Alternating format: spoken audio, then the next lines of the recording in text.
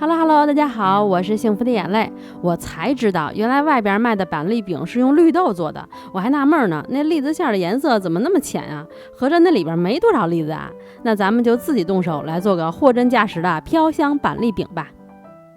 先来做栗子馅，煮熟去皮的栗子里加入糖和淡奶油，然后用搅拌机搅打成泥，也不用打那么细，有点栗子颗粒更好吃。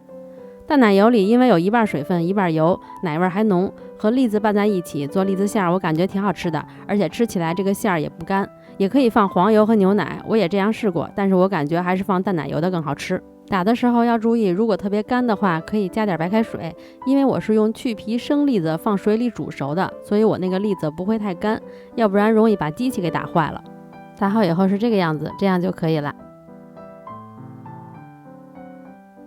然后给它平均分成16份，每份大概是25到26克左右，盖上防干。馅儿做好以后就可以来揉那个水油皮，面粉、猪油、糖放进去以后再倒入开水，然后给它揉成面团。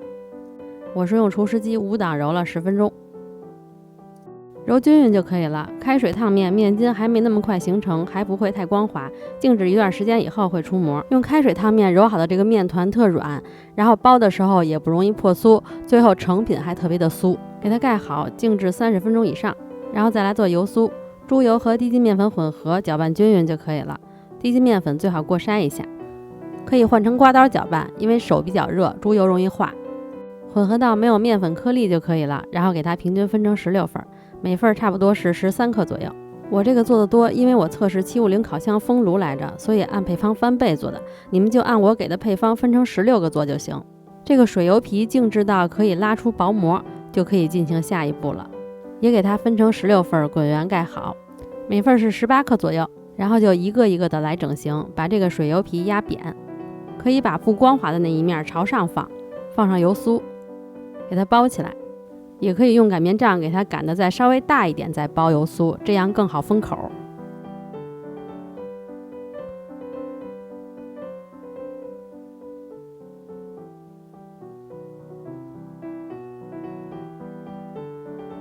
封好口以后压扁，擀开，擀成牛舌状。如果封口是在下边的话，就给它翻一面，然后从下到上卷起来。每做好一个都要及时给它盖好，要不然就该干了。等把16个都卷好以后，再从头一个一个的给它压扁，再擀开擀长。擀的时候注意动作轻一点，别太用力，不要把它给擀破了。然后再从下到上卷起来。全部都卷好以后，盖上松弛20到30分钟。松弛好以后就可以包馅了，中间给它压下去，然后把两头往中间捏，再压扁擀开。放上栗子馅，包好，用虎口封口。你们看这个正面包的时候一点都没破吧？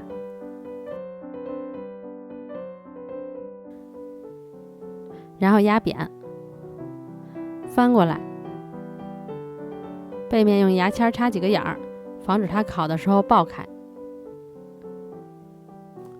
放在烤盘上，上下火180度烤30分钟左右。可以放中下层，因为翻面的时候太往上容易烫着手。烤到15到20分钟的时候给它翻个面，不翻面也行，不过表面就是鼓鼓的。翻完面以后再继续烤15分钟，烤熟就可以拿出来啦。没有烤箱也可以做，用平底锅烙熟就行了。锅里稍微放一点油，然后把这个生胚放进去。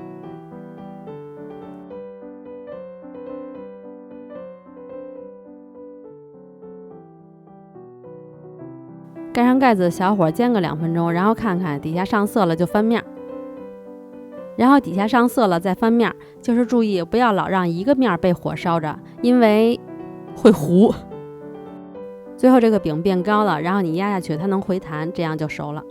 其实有没有发现放点油煎出来的颜色更好看一些？等凉了以后就可以开吃啦，一拿它酥的掉渣儿，浓浓的板栗的味道，这才是真正的板栗饼。看我还给他装了个盒，我问我老公，我说装盒里看上去是不是像买的？他说就是你这盒有点丑。拿到有阳光的屋子里和我们家豆芽芽一起享用，只不过豆芽芽对他一点兴趣都没有，连闻都不闻，他只想吃鸡肉干儿。其实还可以用大包酥的方法来做，做起来会更简单一些。可以看一下我之前发过的鲜肉月饼，那个视频是大包酥的手法，把肉馅换成板栗馅就可以了。今天就到这里啦，如果大家想吃板栗饼的话，就动手做起来吧，别忘了关注我哦。我们下个视频再见啦，拜拜。